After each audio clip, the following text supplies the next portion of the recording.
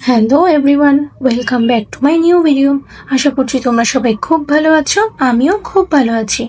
আজ আমি তোমাদের সঙ্গে যে ভিডিওটা শেয়ার করছি সেটা হচ্ছে 22শে ফেব্রুয়ারি মানে সানডে। আর আজ ছিল আমাদের পাড়ার ক্লাব প্রত্যেকের সঙ্গের পক্ষ থেকে আয়োজিত রক্তদান শিবির। বিগত বেশ কয়েক বছর ধরেই কিন্তু আমাদের পাড়ার ক্লাবের পক্ষ থেকে আয়োজিত হচ্ছে এই রক্তদান শিবিরটি।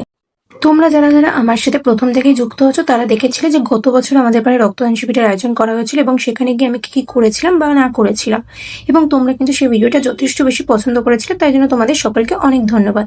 তোমরা যারা যারা গত বছরের রক্তদান শিবিরের ভিডিওটা দেখেছো তোমরা তো জানোই যে আমার আন্ডারওয়েট থাকে, আমি গত বছর কিন্তু রক্তদান করতে পারিনি। তখন আমি কিন্তু রেজলিউশন নিয়েছিলাম যে এই বছর আমি আমার ওয়েট গেইন করবো আর রক্তদানও করব, কিন্তু আনফর্চুনেটলি সেটা আর হয়নি, কারণ আমার ওয়েট এইবারেও যথেষ্ট কম ছিল। তাই জন্য ডাক্তাররা বলে যে আমার রক্ত দেওয়াটা ঠিক হবে না, তাই জন্য আর আমি এই বছরও রক্তদান করতে পারিনি। তো আশা করছি পরের বছর হয়তো আমি একটু মোটা হবো, ওয়েটটা গেইন করবো আর রক্তদান করতে পারবো। তোমরা যারা আগে রক্তদান শিবিরের ভিডিওটা দেখেছো তোমরা তো দেখেছিলে যে গত বছর আমার দিদি প্রথমবার রক্তদান করেছিল, সেজন্য ও এই বছর চলে এসেছে আজকে রক্তদান করতে। আর আমাদের আস্তে আস্তে অনেকটা লেট হয়ে গেছিলো, প্রায় বেজে গেছিলো দুপুর 2টো। এসে তো দেখছি মোটামুটি সবার রক্তদান করা হয়ে গেছে, শুধু মনে হয় আমরাই 2-3 জন বাকি ছিলাম। যেহেতু দিনটি ছিল রবিবার, ওই একটা দিনেই তো আমি অফিস ছুটি পাই। আর তোমরা তো যারা ওয়ার্কিং বুঝতেই পারছো যে একটা দিন অফিস ছুটি পেলে সেদিন বাড়িতে কত কাজ থাকে। বাড়ির সব কাজ সেরে স্নান করে দুপুরের খাওয়া কমপ্লিট করতে করতে আমাদের বেঁচে গেছিলো বেলা 2টো। তারপরে যখন আমরা যেখানে রক্তদান শিবির হচ্ছিল সেখানে এলাম, এসে কিন্তু দেখছি সেরকম আর বেশি লোক নেই, আর ক্যাম্পটা আবার উঠে যাওয়ার সময় হয়ে গেছে। তাই কিন্তু আমরা আর বেশি লেট করিনি, আমার দিদি আর আমি তাড়াতাড়ি চলে গেছিলাম ওয়েট মাপার জন্য। ওয়েট মাপার পর আমার দিদি চলে এসেছিলো সেই ডাক্তারের কাছে যে ডাক্তার প্রেশার মাপবে। প্রেশার নর্মালি ছিল, তাই জন্য দিদি চলে গেছিলো পরের টেবিলে সেখান থেকে ওই যে ব্লাড ডোনেশনের জন্য যে ব্যাগটা দেয় সেই ব্যাগটা কালেক্ট করতে, আরও হয়তো কিছু ফর্মালিটি ছিল সেইগুলো কমপ্লিট করতে। তারপরেই চলে এসেছিলো বেডে শুতে, যেখানে ও রক্ত দান করবে। আর ওর দেখো আগে থেকেই বলে রেখেছিল যেন ওর ডান হাত থেকে ব্লাড না নেয়, কারণ ডান হাতটা বেশি কাজে লাগে বাঁ হাতের তুলনায়। তাই ও আগাগোড়ায় চেয়েছিল বাঁ হাত দিয়ে ব্লাড দিতে, যাতে বাঁ হাতে ব্যথা হলে ওর কোনো সমস্যা না হয়। তো শুরু হয়ে গেছে এখানে ব্লাড ডোনেশনের প্রসেসিং। মোটামুটি 10 মিনিট মতো টাইম লাগে ব্লাড ডোনেট করতে। এবার ওখানে ইনজেকশন দেবে, তারপরে দেখি ব্লাডটা চলে আসবে ওই ব্যাগটার মধ্যে। যারা তোমরা কোনোদিনও ব্লাড ডোনেট করোনি, তোমাদের যদি কোনো শারীরিক সমস্যা না থাকে তাহলে আমি অবশ্যই সাজেস্ট করবো একবার হলেও লাইফে ব্লাড ডোনেট করো। ব্লাড ডোনেট করলেই কিন্তু এরকম না যে তোমাদের ব্লাড শরীর থেকে কমে যাচ্ছে, রক্ত কিন্তু আবার ঠিক তার নির্দিষ্ট সময়ে গড়ে উঠবে তোমাদের শরীরের ভেতরে। অনেক ক্ষেত্রে তো শুনেছি ব্লাড ডোনেট করলেও নাকি শরীর ভালো থাকে, কারণ আমাদের যে শরীরের ভেতরে রক্ত থাকে সেই রক্তটাও কিন্তু দান করা অনেক উপকারী। তার ফলে আমাদের শরীরে নতুন রক্ত কিন্তু গড়ে উঠতে পারে। আমাদের সকলের ক্ষমতা থাকে না টাকা পয়সা দিয়ে মানুষের পাশে দাঁড়ানোর, কিন্তু ভগবান যখন আমাদেরকে রক্ত দিয়েইছে নিজে থেকে, তাহলে সেই রক্তদান করে তো আমরা কিছু অসহায় মানুষের পাশে থাকতেই পারি, তাই না? আর রক্তদান করতে তো টাকা লাগে না, পয়সা লাগে না, এটা তো বিনামূল্যেই হচ্ছে। তাহলে কেনই বা আমরা রক্তদান করব না? হ্যাঁ, এবার তোমরা বলতে পারো রক্তদান করলে একটু শরীরের প্রবলেম হতে পারে, তারপরে ভালো মন্দ খেতে লাগতে পারে। তাহলে অবশ্যই তোমরা তোমাদের শরীর বুঝে রক্তদান করো, এরকম নয় যে আমি বলছি বলেই তোমাদেরকে রক্তদান করতে হবে।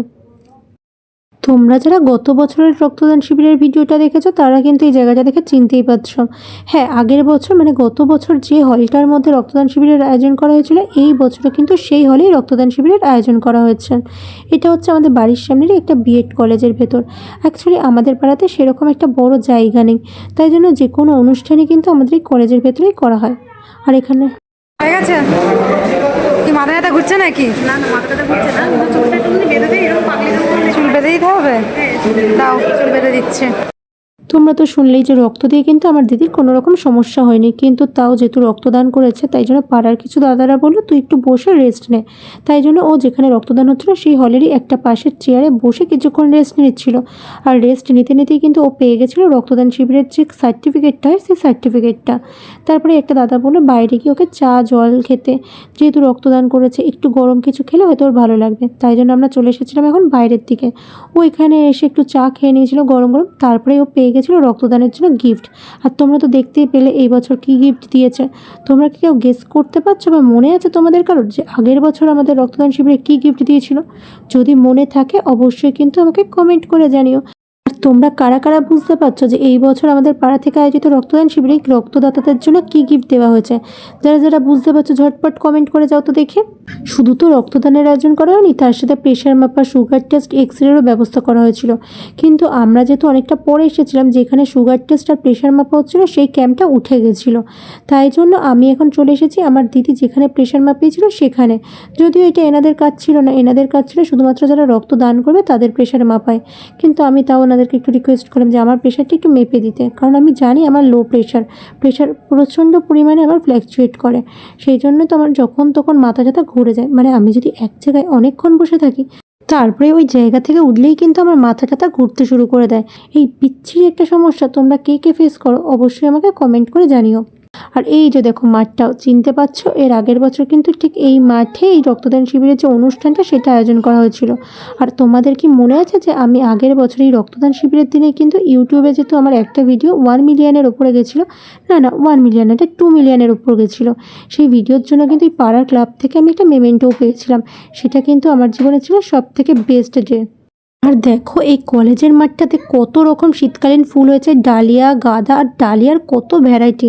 আর এই সাদা ফুলটা দেখো কত বড় হয়েছে, দেখেই কি ভালো লাগছে না ফুলটা। আর তোমরা কারা কারা আমার মতো ফুল ভালোবাসো অবশ্যই কিন্তু কমেন্ট করে জানিও। আমার তো প্রেশার মাপা হয়ে গেছে, আর আমার দিদির তো ব্লাড ডোনেশনের যে গিফট ছিল সেটাও পাওয়া হয়ে গেছে। তাই আর বেশি টাইম আমরা এখানে ওয়েস্ট করবো না, এবার বাড়ি যাবার পালা। এখন চলছে এখানে রক্তদান শিবিরের গিফট আনবক্সিং। আমরা জানি কি আছে ভেতরে, তাও তোমরা একবার দেখে নাও। ও খাবো খাবো করে আগে খাবার প্যাকেটটা খুলছে, পেট ভর্তি করে খেয়ে গেছে তাও।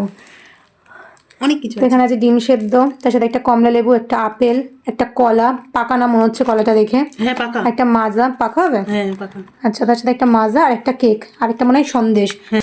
তো এবার বেরোচ্ছে মেন যে রক্তদান শিবিরের এবারে গিফট। 6 পিস লেখা আছে, 6 পিস, মানে হচ্ছে ওই দুটো। হ্যাঁ তাহলে দুটো ঠিকই আছে, সেম। এইটা ও একটা এই জলটা খেলেই জলের বোতলও আছে, জলের বোতল দিয়েছে। এটা খুললাম না, খোল দেখি। এটা ডিনার সেট দিয়েছে। কি গিফট পেয়েছি তোমরা তো নিশ্চয়ই গেস করেই ফেলেছো। তো পেয়েছিলাম আমরা ডিনার সেট। আমার দিদি তো বলছিল ডিনার সেটটা এখন ওপেন করবে না, কিন্তু আমি বললাম যে না, আনবক্সিং কর, দেখি ভেতরে ডিজাইনগুলো ঠিক কীরকম। ইউ জিনিস যেটা দিয়ে আমি বানাতে পারবো কোনো একটা জিনিস, মানে ডিওয়াই করতে পারবো। তারপরে বেরিয়ে গেছে লারা বড়সিলের কিছু একটা ডিনার সেট।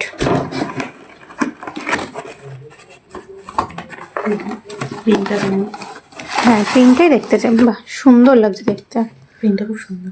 হ্যাঁ তোদের ওটার একটু মানে অন্যরকম, আর এই ভালো লাগছে দেখতে। চলো তো নতুন ভিডিওর জিনিসপত্র জোগাড় হয়ে গেছে। হ্যাঁ ব্যাস, আর একটা ছোট বাটি আছে। আচ্ছা বাটির মধ্যে ডিজাইন নেই, মানে ভেতরের দিকে ডিজাইন নেই, বাইরের দিকে ডিজাইন। তো এই হচ্ছে গিফট।